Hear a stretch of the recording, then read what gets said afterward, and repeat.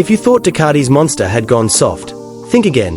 For 2026, Bologna's favorite street brawler gets a new 890 cubic centimeters V2 engine, the same one you'll find screaming in the latest Panigale, Street Fighter, and Multistrada.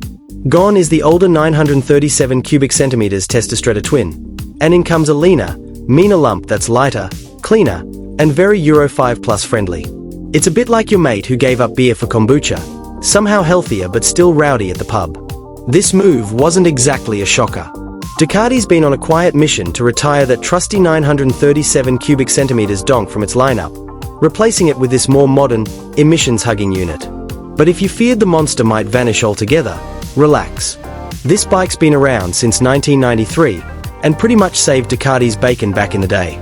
It's the bike that made red sexy again, and Bologna was never going to kill its cash cow.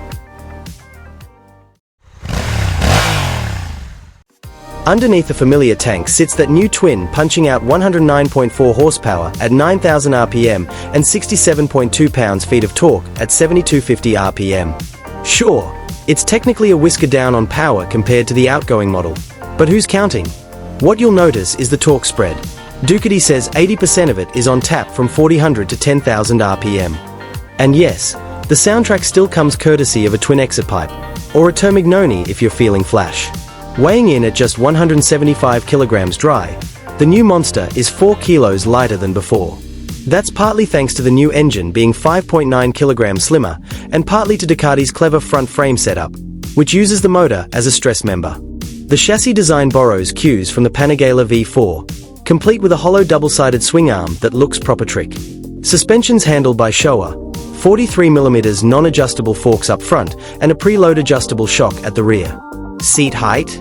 A friendly 815mm, or as low as 775mm if you tick the right boxes. Braking comes courtesy of Brembo, naturally. Dual 320mm discs up front, M4.32 radial calipers, and enough stopping power to make your eyeballs flirt with the visor. Wrapped around those 17-inch wheels are Pirelli Diablo Rosso 4s, because no Ducati would dare wear anything less Italian.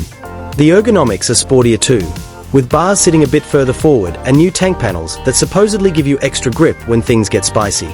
Not only that, the monster now packs a 6-axis IMU running lean-sensitive traction control, cornering ABS, wheelie control, and engine braking control. Add a 5-inch color TFT dash with light sensitivity, turn-by-turn navigation, and a left-hand joystick, and you're basically piloting an iPad on 2 wheels.